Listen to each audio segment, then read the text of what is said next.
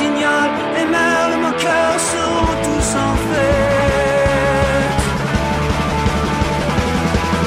Les belles auront la folie en tête, et les amoureux du soleil au cœur quand nous chanterons. Le temps des cerises sifflera bien mieux, le merle moqueur.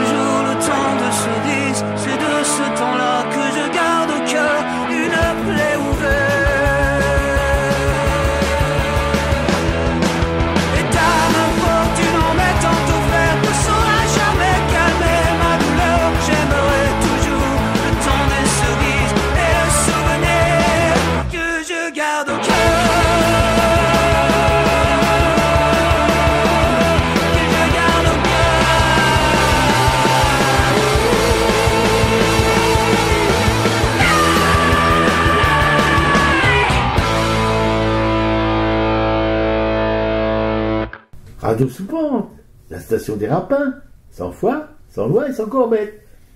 L'émission à Racaille du 15 février 2022, qui a causé dans le poste de beaucoup de choses, mais particulièrement qui va particulièrement porter un regard en marche sur l'art et dénoncer les sales coups de la politique politicienne en toc, ça c'est en prom, et en deuxe, c'est l'art avec Teresa Lockman, une graveuse magnifique, dont nous avons vu une expo à la galerie Kaléidoscope, tenue par une galériste exceptionnelle.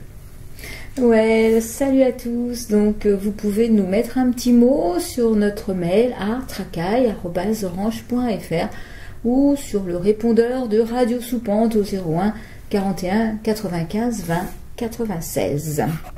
Je suis le vieux père la purge, pharmacien de l'humanité. Contre sa bile, je m'insurge avec ma fille égalité. J'ai ce qu'il faut dans ma boutique, sans le tonnerre et les éclairs, pour bien purger toute la clique des affameurs de l'univers. Son mal vient des capitalistes, plus ou moins gras à la ronger. En avant les gaz anarchistes, fils de marat, faut la purger. J'ai ce qu'il faut dans ma boutique, sans le tonnerre et les éclairs, pour bien purger toute la clique des affameurs de l'univers. J'ai du pétrole et de l'essence pour badigeonner les châteaux, des torches pour la circonstance à mettre en guise de flambeau. J'ai ce qu'il faut dans ma boutique, sans le tonnerre et les éclairs, pour bien purger toute la clique des affameurs de l'univers. J'ai du picrate de potasse, du soufre et du chlore en tonneau, pour assainir partout où passent les empoisonneurs de cerveau. J'ai ce qu'il faut dans ma boutique, sans le tonnerre et les éclairs, pour bien purger toute la clique des affameurs de l'univers. J'ai des pavés, de la poudre et de la dynamite à foison qui rivalisent avec la foudre pour débarbouiller l'horizon. J'ai ce qu'il faut dans ma boutique, sans le tonnerre et les éclairs, pour bien purger toute la clique des affameurs de l'univers. Le gaz est aussi de la fête, si l'on résiste à mes joyaux. Au beau milieu de la tempête, je fais éclater ces boyaux. J'ai ce qu'il faut dans ma boutique, sans le tonnerre et les éclairs, pour bien purger toute la clique des affameurs de l'univers. J'ai poudre verte et mélinite, de fameux produits mes enfants, pour nous débarrasser plus vite de ces mangeurs de pauvres gens. J'ai ce qu'il faut dans ma boutique, sans le tonnerre et les éclairs, pour bien purger toute la clique des affameurs de l'univers. J'ai pour les gaver de la table la bombe glacée à servir, du haut d'un ballon dirigeable, par les toits pour les rafraîchir. J'ai ce qu'il faut dans ma boutique, sans le tonnerre et les éclairs, pour bien purger toute la clique des affameurs de l'univers. Voleuses et traîtres bourgeoisie, prêtres et bandits couronnés, il faut que d'Europe en Asie, vous soyez tous assaisonnés. J'ai ce qu'il faut dans ma boutique, sans le tonnerre et les éclairs, pour bien purger toute la clique des affameurs de l'univers. C'était le Père Lapurge, Marc Augeret. Oui, Marc Augeret, pour vous parler tout de suite de mon presse-papier, consacré à des sortes d'espèces de desperados de la manif et du rassemblement, voilà, qui s'appellent Guy, Marie-France, Pierre et les autres, tous les autres, qui se bagarrent jour après jour, mois après mois, année après année, manif, rassemblement, conférences. Associé à la lutte contre l'apartheid israélien, la BDS, et membre d'organisations juives ou non pour la paix, depuis tant et tant de temps, inaudible, inutile, quasi parasite aux yeux et aux oreilles de ceux qui croient nous gouverner et qui sont les groupies des colons fascistes et criminels israéliens de son gouvernement qui, par la voix de sa ministre de la Justice, en appelle au meurtre des femmes palestiniennes qui font des enfants, un crime pour cette imbécile heureuse et meurtrière assumée, car ces enfants sont forcément de futurs terroristes. Et ce sont tous les Palestiniens, hommes, femmes, enfants, qui en sont, et que l'on se doit, si on est un citoyen israélien exemplaire, de trucider sans état d'âme. Ceux que ne se privent pas de mettre en pratique les colons voleurs de terre, palestiniennes et arracheurs de plantations d'oliviers de ces mêmes Palestiniens. Un carnage qui perdure depuis 1948 et avant aussi au su et à la vue de l'ONU, qui a permis la création de cet état de voleurs et de criminels. La France d'aujourd'hui, avec son gouvernement d'aujourd'hui, ses députés et sénateurs d'aujourd'hui, ses ministres d'aujourd'hui, son appareil d'État d'aujourd'hui et son opposition d'aujourd'hui, qui concourent pour se faire adouber par les Français lors de la prochaine consultation escroquerie électorale et présidentielle. Se foutent pas mal qu'un petit pays pas loin d'ici se fasse phagocyter par une bande de criminels sionistes. Ce sont leurs potes, ces sionistes assassins et violeurs, destructeurs de maisons et accapareurs de terre et d'eau au détriment des occupés. Des années que cette petite bande de camarades de l'UJFP s'épuise à le crier. Mais tout là-haut, le président des friqués s'en tape, et toute sa rébébelle d'encarté aussi. Le larmin modèle de la banque Rothschild, il lui en reste beaucoup de quelque chose, et l'impression de radoter. Un peu, beaucoup, du coup. Pour eux, Guy, Marie-France, Pierre et les autres, je sais pas. Ils auraient beaucoup plus de raisons que moi de douter de l'efficacité de leur combat. Car ils se bagarrent depuis tellement plus longtemps que moi et que bien d'autres. Ils n'ont pas l'air. La foi qui fait bobo aux puissants, qui ne se doutent pas que ces cris puissent leur casser les oreilles un jour. Et pourtant, ils ne vont pas simplement leur tataner les esgourdes, mais les écrabouiller tout court. La fin des temps est proche pour tous les exploiteurs et assassins de nos frères humains et les bestioles. Un paquet cadeau de la Camargue qui va les patafioler en masse. Le massacre va changer son coupe d'épaule et jeter. Faut plus de tout ça, faut plus de rien. Voilà venu le temps où ce que les nous autres, qu'on va s'offrir les services de la boutique du Père Lapurge. Ces rayonnages sont pourvus en matos propices pour fermer la gueule des sabrailleurs de la politique en toc et complices des tueurs de Palestiniens et d'autres, tellement d'autres déshérités d'ici et d'ailleurs. Ouais, alors cette semaine, justement, il y a eu deux actions pour soutenir la Palestine et lutter contre l'apartheid israélien. Et donc, la première action, c'est surtout concernant Georges Ibrahim Abdallah, ce prisonnier politique enfermé depuis 38 ans, libérable, qui avait fini sa peine de sûreté depuis 1999 et qui est vraiment libéral à la condition que sa demande d'expulsion vers le Liban soit signée, une demande qui avait été faite par son avocat en juillet 2020 et il n'y avait pas de suite. Donc là, il y avait une décision du tribunal administratif ce jeudi dernier et donc il y avait un rendez-vous par le comité de soutien devant le tribunal administratif rue de Jouy à Paris 4e. Bon, on n'a pas pu se retrouver rue de Jouy, mais on était au métro Saint-Paul où il y a eu des banderoles et plusieurs prises de parole.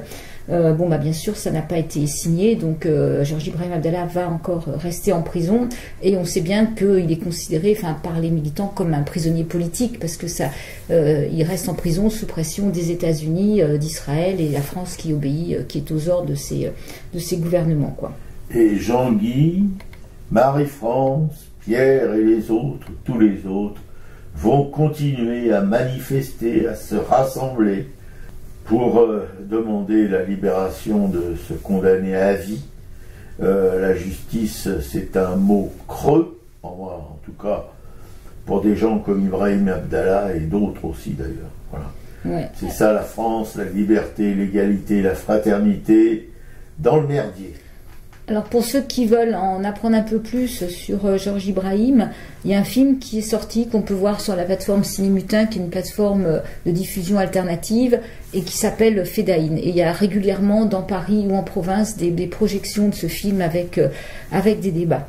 Il y avait un autre rendez-vous pour lutter là vraiment contre l'apartheid israélien, c'était devant les magasins Puma. Il y a eu 2 rendez-vous samedi dernier, devant un GoSport, le GoSport de la place de la République et le magasin Puma à Paris. Et parce que Puma est celui qui est officiellement qui habille l'équipe nationale de football, qui sponsor l'équipe de football israélien. Et donc son contrat se termine en juin 2022, donc il y a des pressions pour que Puma cesse, avec les appels au boycott de cette marque. Il faut rappeler que Adidas était le précédent sponsor et que le boycott a fait en sorte que Adidas s'est désinvesti justement de l'équipe de football israélien. Donc c'est important, ça peut fonctionner.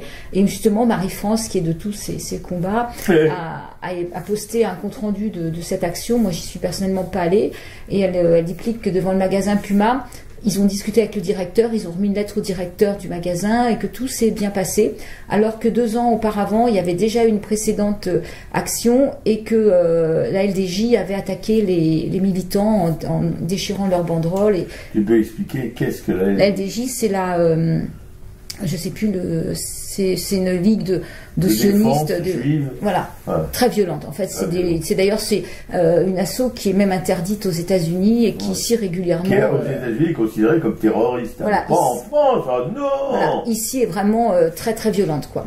Et donc là, apparemment, tout s'est passé correctement sur les 2 lieux de manifestation.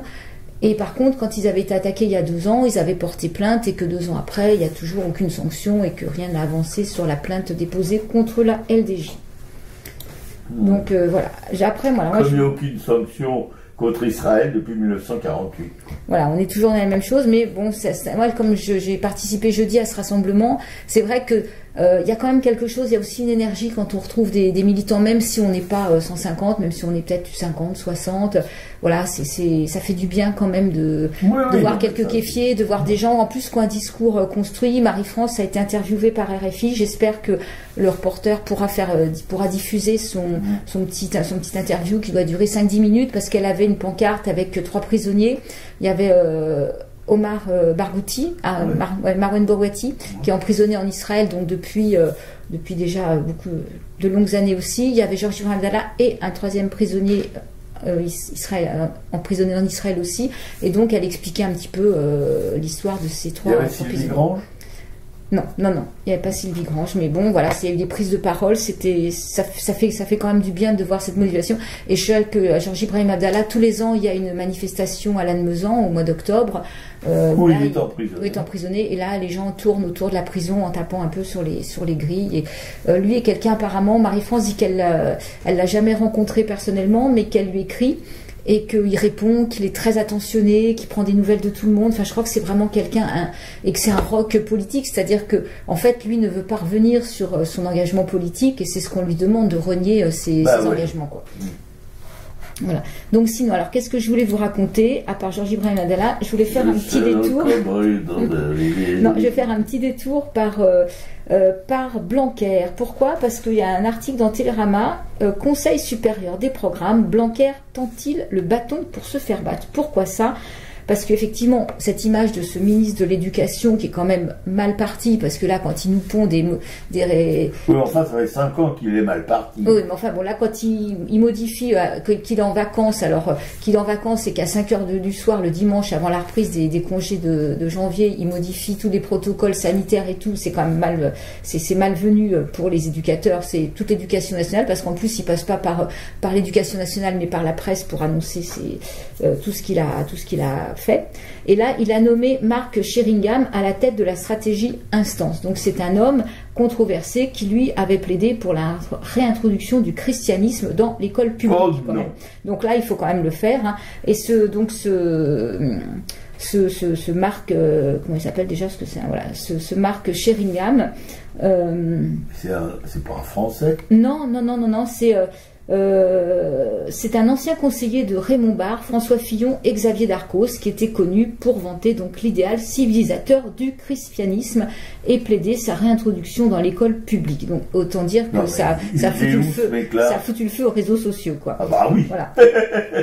Donc on ne sait pas ce que ce Marc Sheringham va pondre ou pas pondre, mais déjà le fait de nommer une personne avec des idéaux, hein, de tels idéaux, c'est quand même aussi une provocation. Donc là, je pense que Blanquer, s'il veut se saborder, effectivement... Mais non, ça fait 5 ans qu'il se saborde, ça marche tout le temps. Je ne sais pas si tu as remarqué que ce gouvernement, avec ce président, héberge que des gens mis en examen, etc. Quoi. Du ministère de l'Intérieur en passant par le président de la Chambre, la Chambre des députés, etc.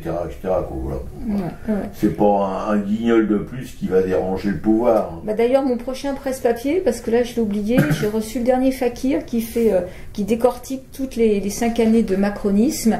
Et donc je parlerai un petit peu de tout ce qu'il y a dedans, qui clairement chiffre tous les cadeaux faits aux riches. Alors même si tout ça on le sait, c'est quand même important de voir des graphiques qui sont éloquents. 160 milliards, je sais pas. Voilà, 160 milliards qui ont été quand même faits comme cadeaux aux actionnaires du CAC 40. Ah oui, parce que voilà, pourquoi ils ont autant de blé les actionnaires en ce moment?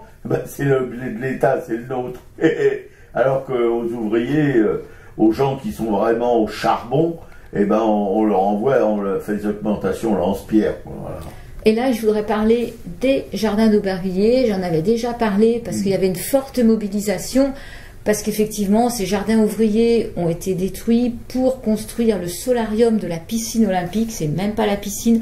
Donc, il y avait une partie qui était détruite. Donc, autant dire que moi j'étais déchirée quand j'ai vu les photos de ces pelleteuses qui attrapaient la terre de ces jardins où des générations entières d'ouvriers ont mis leur cœur à faire pousser des légumes, ont adoré cette terre, l'ont bichonnée, et qu'une pelleteuse arrive et envoie détruit tout ça. Je trouve que c'était tout ça pour un solarium. Tout ça pour un solarium. Et ben là, la justice a donné raison aux militants, c'est-à-dire que la Cour administrative d'appel de Paris a invalidé donc le plan local d'urbanisme, ce qu'on appelle le PLU, qui avait permis cette destruction des jardins d'Aubervilliers pour construire la piscine olympique. Et la Cour estime que l'urbanisation... Oui, mais il y a les deux. Il y avait la piscine et à côté le solarium. La Cour estime que l'urbanisation des jardins portera également atteinte à la préservation d'un noyau de biodiversité primaire et accroîtra les discontinuités écologiques existantes. En plus, Aubervilliers n'est pas non plus une zone reconnue comme une zone verte, hein, donc c'était quand même important de garder ça, sauf que le mal est fait, les jardins sont quand même détruits, et apparemment, malgré cette nouvelle victoire, il y a quand même une bétonneuse qui est toujours là, et c'est pas complètement stoppé alors que ça devrait être stoppé, quoi. Le 20 septembre, donc, la juridiction avait suspendu le permis de construire du projet, qui avait pointé plusieurs vices de légalité, notamment donc celle envers le code de l'urbanisme, mais les travaux avaient quand même repris. Mais les militants sont quand même sont toujours partants, et donc ils avaient poursuivi leur mobilisation, et le 2 février, ils sont retournés occuper le chantier pour tenter à nouveau de stopper les travaux. Les personnes avaient été mises en garde à vue, et ce vendredi 11 février, ils étaient encore sur place pour remettre donc la décision du tribunal au chef de chantier et demander l'arrêt immédiat des travaux qui sont bien sûr considérés comme illégaux. Et une personne est en garde à vue, donc c'est bien, on est dans un pays où on fait des jugements et on va quand même après on est en garde à vue. Donc l'intercommunalité qui est dirigée par le maire de Saint-Nice, un socialiste, Mathieu Anodin, a 4 mois pour proposer une nouvelle mouture de son plan local d'urbanisme qui préserverait les jardins qui sont quand même détruits. Voilà. Enfin, les ouvriers vont remettre tout ça en chantier.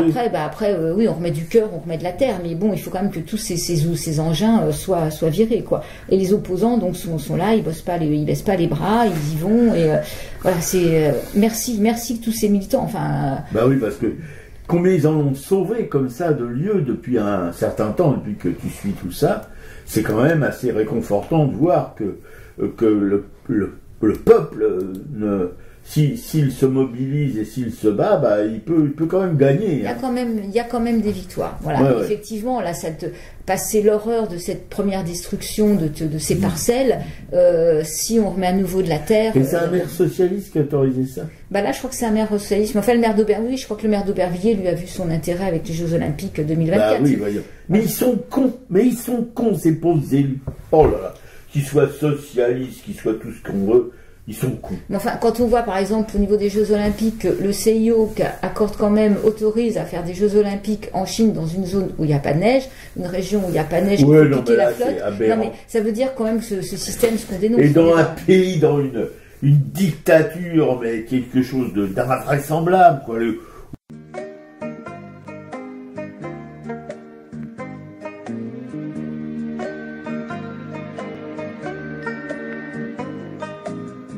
C'est moi le cow-boy d'Aubervilliers, mais mon chapeau c'est un béret, mon cheval c'est un Solex, j'aimerais qu'on m'appelle Tex, mais mon vrai nom c'est René. C'est moi le cow-boy d'Aubervilliers, même que mes copains d'atelier, dès que j'ai le dos tourné, disent que je suis cinglé, eux qui ne savent plus rêver. Il y a longtemps que j'attends de voir le Texas et le Nevada, mais le métro ne va pas jusqu'à là-bas. I'm the cowboy from Aubervilliers. I am très connu, porte son Perret. Mais je travaille chez Renault, c'est un sacré boulot pour un cowboy d'Aubervilliers. Je suis plus rapide que le grand Billy de Juvisy. Mais mon grand ennemi, c'est Joe de Champigny. Un jour ce sera moi pour lui. Il y a longtemps que j'attends de voir le Texas et le Nevada. Mais le métro ne va pas jusqu'à là-bas. Dans mon ranch à Aubervilliers, si une fille pouvait m'aimer, on s'en irait à deux et on serait heureux dans les prairies d'Aubervilliers. Nous les cow-boys d'Aubervilliers.